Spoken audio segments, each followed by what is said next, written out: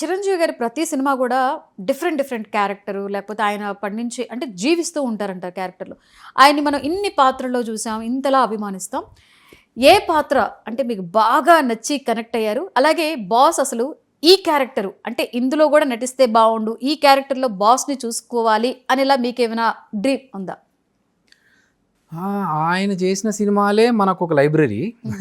మళ్ళీ ఇంకొక separate cinema లాగా చేస్తే బాగుంటుంది అనే థాట్ అయితే ఇప్పటిదాకా లేదు. ఎందుకంటే I think he he's done all the characters and he still doing. ఇప్పుడు ఫర్ ఎగ్జాంపుల్ ఇప్పుడు లేటెస్ట్ ట్రెండ్ ప్రకారం ఇలా చేస్తే బాగుంటుందేమో అంటే అది కూడా చేస్తున్నారు ఆయన.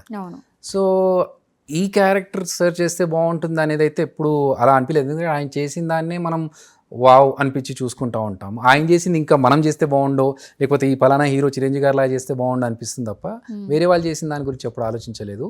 బట్ ఆయన చేసిన ప్రతి సినిమాలో నాకు ఏదో ఒకటి డెఫినెట్గా నచ్చుతుందండి. యాజ్ ఐ సెడ్, ఘరానా మొగుళ్ళలో ఆ లుంగి కట్టుకొని ఆ స్ట్రైప్స్ టీషర్ట్ వేసుకొని ఆయన చేసిన సాంగే కావచ్చు, లేకపోతే ఆ కామెడీ కావచ్చు, అత్తకి అమ్మాయికి మొగుడు సినిమాలో, అదర్వైజ్ మన యముడికి మొగుడు సినిమాలో సత్యనారాయణ గారితో ఉండే సీక్వెన్స్, అండ్ అదే యముడికి మొగుడు సినిమాలో క్రమశిక్షణ అని చెప్పేసి రావు గోపాలరావు గారు క్రమశిక్షణ అని చెప్పి ఆయన కర్ర పట్టుకొని వచ్చి తర్వాత ఈ చిరంజీవి గారు వచ్చిన తర్వాత కర్ర అంటే నిజంగా ఇద్దరు వేరే చిరంజీవులు అన్న ఫీలింగ్లో ఉండేది క్లియర్గా.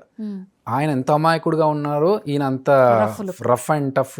ఈయన వచ్చి ఆయన మీద రావు గోపాలరావు గారి మీద టార్చర్ పెడతా ఉంటే బాగా అయింది, ఆ చిరంజీవి గారిని అలా చేస్తా అంటే ఇద్దరు చిరంజీవి గారే కదా. సో ప్రతి సినిమాలో character I'm very much happy. But నాకు బాగా ఎక్కువగా నచ్చిందంటే ఆపద్బాంధవుడు. అంటే రెగ్యులర్ ప్యాటర్న్లో ఆయన చేసిన మాస్ మసాలా సినిమాలు కాకుండా ఆయన ఒక ఏడిపించి యూనో సెంటిమెంట్, ఇమోషన్స్ ఇవన్నీ పండించిన సినిమా కాబట్టి నాకు అది బాగా కనెక్ట్ అయ్యాను. ఆపద్బాంధవుడు, రుద్రవీణ ఆల్సో. సో మీరు ఆయన వాయిస్ని చాలా బాగా కళ్ళు మూసుకుంటే ఆయనే మాట్లాడుతున్నారా అనేంతగా మీరు మాట్లాడడం నేను చాలాసార్లు విన్నాను.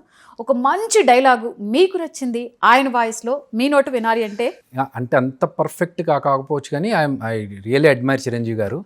మా షోలో కూడా చాలాసార్లు చిరంజీవి గారిని ఇమిటేట్ చేసి హాఫ్ హ్యాండ్స్ శాండోస్ వేసుకొని ఖైదీ సినిమాలో బ్లాక్ బనియన్ వేసుకొని చేస్తారు కదా, ఆ క్యారెక్టర్ నేను బాగా చేశాను చాలాసార్లు. నాకు అది మంచి పేరు తెచ్చిపెట్టింది. అండ్ అలాగే మొన్న ఇదొక ఆచార్య సినిమాలో గెటప్ కూడా వేసుకొని నేను RRRని రీక్రియేట్ చేసామన్నట్టు, నేను అవినాష్ కలిసి. చిరంజీవి గారు, బాలకృష్ణ గారు RRR చేస్తే ఎలా ఉంటుందని. సో నాకు బాగా ఇష్టమైన డైలాగ్ వచ్చేసి ఇంద్ర సినిమాలో డైలాగ్, మొక్కే కదా అని పీకేస్తే పీక కోస్తా. సో ఆయన చెప్తున్నప్పుడు ఆయన మ్యానరిజం కానీ ఆయన బాడీ లాంగ్వేజ్ కానీ బాగా ఇష్టం నాకు చేస్తున్నప్పుడు. రాననుకున్నావా రాలేననుకున్నావా, అదే రక్తం అదే పౌరుషం అని చెప్పి కాలు మీద కాలేసుకొని ఆ సోఫాలో కూర్చునే టీవీ ఉంటుంది కదా, అమేజింగ్ అది.